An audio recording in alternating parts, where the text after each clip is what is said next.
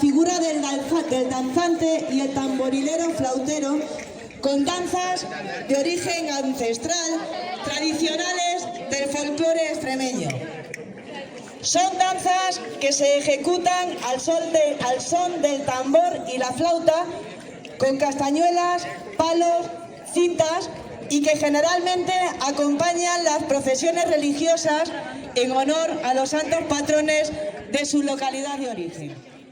Óscar Méndez y Rubén Castañares, por favor.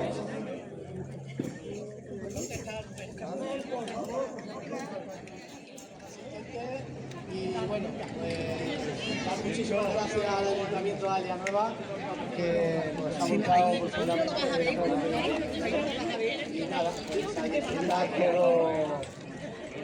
el baile de los grupos de danzantes tenían siempre dos grupos, como tiene Aldea Nueva, un grupo de mayores y otro de pequeños. Como hacían los equipos de fútbol, ¿vale? Tenían una cantera, luego si tenían que fichar por otro lado se fichaban, pero lo que tenéis en Aldea Nueva ahora mismo no lo tienen ningún grupo.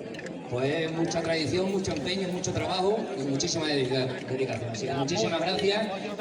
Se ha elaborado lo que es el evento con muchísimo esmero, muchísimo trabajo y espero que disfrutéis todos. Muchísimas gracias.